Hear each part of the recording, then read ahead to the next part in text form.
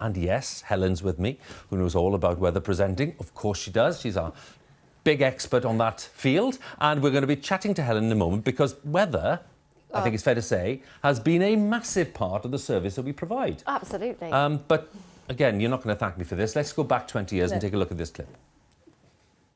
Good morning. Well, the skies have brightened up quite nicely above the sky here in London at the moment, and I think it's going to be a fairly dry and bright day across much of the country. In fact, today that cloud's fairly thin. I think it will continue to lift and break up to see some sun intervals in many places, but already some showers that have been going through the morning in the southwest, some in Wales, the parts of West Wales there, and also a rash of showers in the northeast. And not forgetting the remnants of yesterday's drizzle across eastern parts of England at the moment. And so it is going to be rather grey down the eastern coast for the first part of the morning and into the afternoon as well. But brightening up, I think, by the afternoon, that drizzle breaking through into more showery weather. You know, I meant to say you haven't changed. You really haven't changed. Oh, my voice has definitely dropped. Yeah, do you reckon? Yeah, that was my first national broadcast. The very first one? Yeah, very first, November the 30th. What's your memory of it?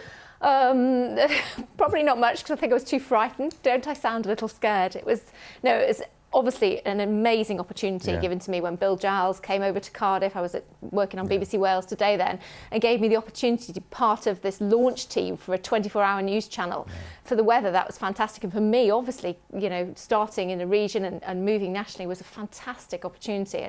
But I think the overriding one that you can see then, the feeling was definitely nerves. We all had nerves. We certainly all had nerves. I think, you know, when you realise people's need on a daily basis, on an hourly basis for weather news, you then realise straight away how important weather would be in this new provision. I mean, sport and business and all the rest of it too, but it was absolutely crucial. It was, and we probably doubled, even probably trebled our output of weather across the BBC then. Obviously, we were doing World Service in those days and live at times, and that hasn't really changed. And then we were doing just a bit of BBC One, BBC Two, some Radio 4, but absolutely, and Radio 5, of course, but the coverage for things like severe weather warnings, the ability to not have to wait to see the 1 o'clock, the 6 o'clock, and the 10 o'clock for people who were travelling and whatever they're doing within their lives for their need for weather 24/7 was just incredible. And of course, we doubled our team almost overnight as well. Well, we're seeing some of your colleagues now, and I'm just thinking, you know, when we look at these maps and these graphics, how would you explain to viewers about how things have changed in terms of the way that you can present and explain what weather is doing? I think the main change that we will have seen here in the last 20 years is the advancement in the accuracy and the availability of more technical. I mean, we obviously clearly had satellite pictures, as you saw, but the resolution nowadays is far better. We can see much more detail when we give you the actual weather, and the computer models that forecast our weather, the accuracy of those have increased, well, 3-4-fold, I think, in the last 20 years.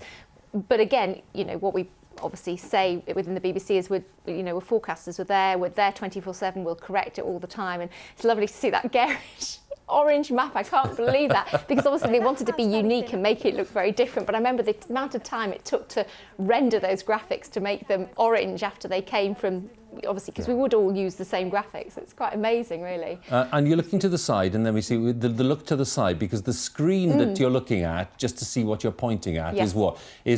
At that time, was at the side, or where was it? Well, we were opposite the presenters, the news presenters at that stage, and we had monitors either side, actually, to the left and the right of us. But obviously, primarily, you're looking towards the left.